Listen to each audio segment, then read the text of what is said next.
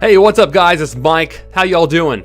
Last week's video, if you haven't seen it, covered how to make $10,000 a year annually in dividends. I'll link below so you can check it out if you have not watched it already. I've dropped a ton of dividend investing knowledge bombs within that video. But from that video, I created this spreadsheet you're seeing on screen. And I mentioned that I would do a follow-up video as a tutorial of how you can use it. Now, this is a dividend estimator or dividend income projection spreadsheet that you can use to project your future dividend income going forward for years to come based on your average yield in your portfolio, the average compounding growth rate at which companies are increasing their dividends annually, and based on your age and so on and so forth. With this spreadsheet, you can project your dividend income 20, 30, even up to 45 years out from where you are today to see how much you might make in retirement. It's pretty cool. So I wanted to do this follow-up video to show you how to utilize this to your advantage. It's not mathematically perfect, but I think it's gonna get you within the ballpark of what you can expect to be making in dividends in the future based on certain criteria which you're able to input on this spreadsheet. First of all, I wanna welcome all the new subscribers. If you are brand new here and checking us out for the first time, we make videos that cover finances, investing, taxes, and more on this channel. You can support the work I do here by dropping a like, leaving a comment. Make sure you share this video, make sure you're subscribed to the channel. Let's get into it. All right, let me show you guys how to use this. The first number we want to look at that I want you to be able to figure out for you is your average starting yield, or what is the weighted average yield in your portfolio from your investments that pay dividends. And by weighted average, I mean whereby usually most people, they don't invest the same amount into every investment. Some investments they invest more of their money in than others. And each investment is usually going to pay a different yield. So you have to look at it based on your total cost basis in each investment. In that investment's yield, you can take once you add up all those amounts, you can determine what the weighted average yield is in your portfolio.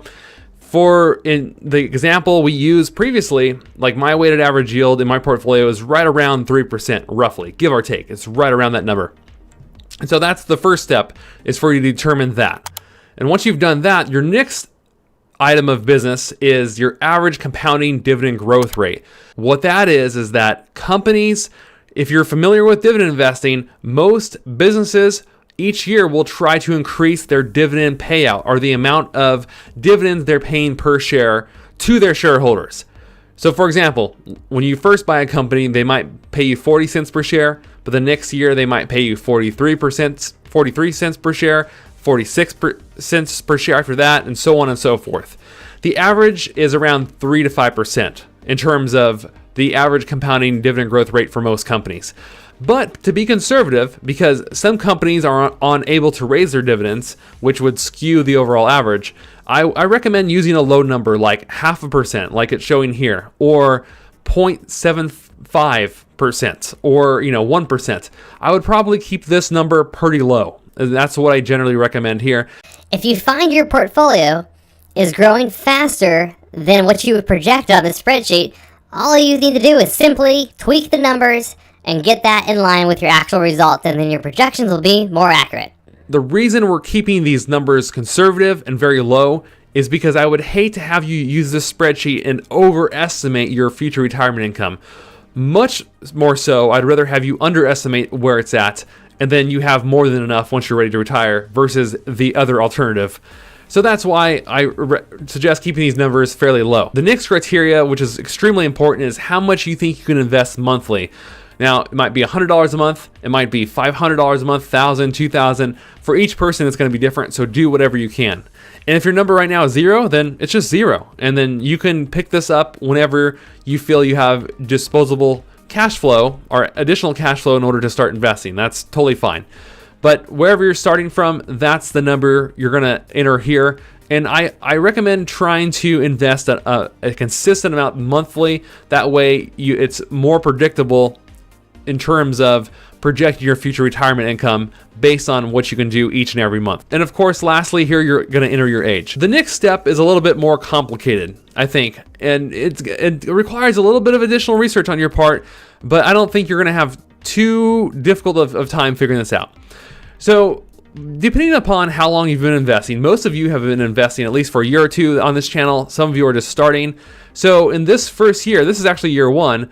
This might actually be year number 6 for you. This might be your 6th year investing. So that each person's going to start from a different standpoint. So if this is year number 0, or if this is the first year you're going to be investing, then put year 1.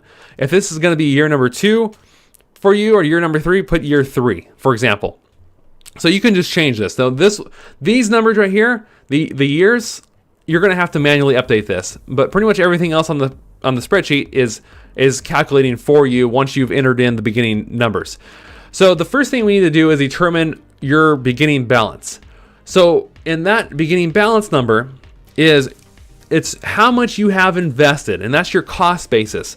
What is your cost basis? Cost basis and how much you've invested are essentially the same thing, or how much of your own money you've put into that investment in total into your account. In July, because we're in the month of July 2020 when I'm filming this video, and this is where you're going to pick up the spreadsheet, you're going to start using it, right?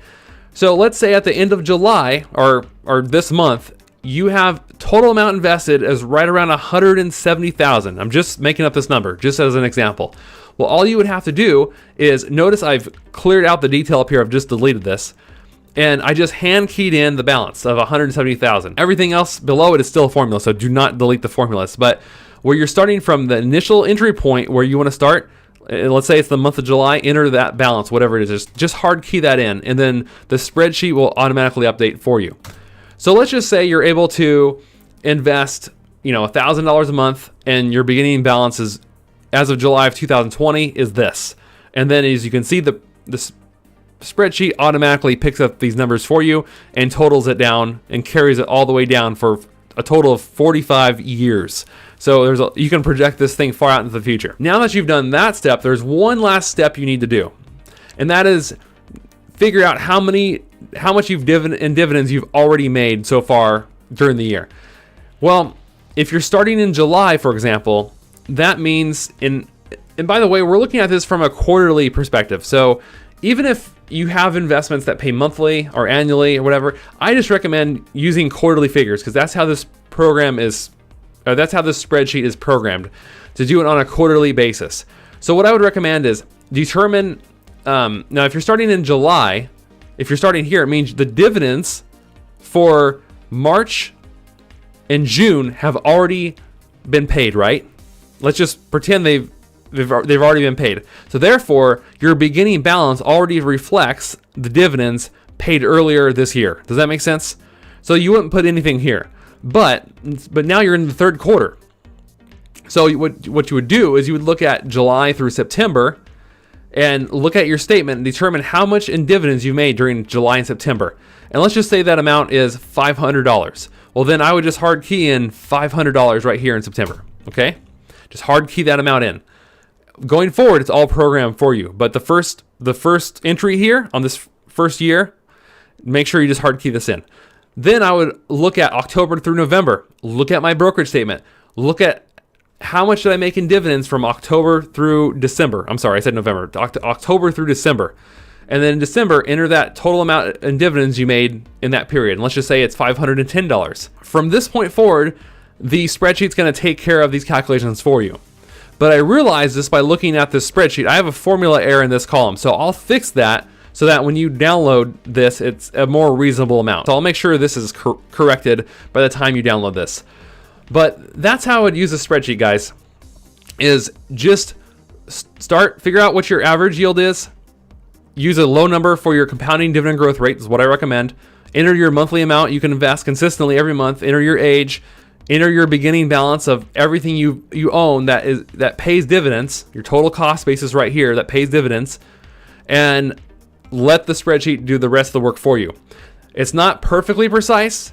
It's not meant to be exact, but it's meant to be used as an estimate or a projection template you can use to help you plan your retirement, to help motivate you to see, like, if you invest more, how much quicker will you get to your goals, to help you determine like how much income you'll be, and over on the right side, of course, you're going to see how much in annual dividends you'll be making roughly with these different amounts. Well, that's the beauty of the spreadsheet. You're going to be able to see at what age and how much you've invested produces you what amount of dividend income as time goes on. And that's the beauty of the spreadsheet, so that when you get to retirement, you're not going to be guessing on what you're going to be making in retirement just from your passive income sources, from dividends at least. And that is how the spreadsheet can help you. The first year you use this spreadsheet, your projections might be off, but what I recommend is take the time to project the numbers, and then eventually towards the end of the year, compare your results to the actual amount of dividends you receive in total for the year from your brokerage statements, which will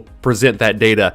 And then once you've done that, you can see how close your projections are, tweak your numbers, and then moving forward, these projections will be more and more accurate for you each preceding year. Hope you got a lot out of this video. If you did, please do me a favor, drop a like, definitely share this video with others. I think a lot of people would benefit from seeing this kind of information. Leave your questions, your comments below. Let me know where you're at in your dividend investing journey. That's my favorite part about doing dividend investing, is hearing where you're at in your journey and watching people take charge over their finances and their financial destiny.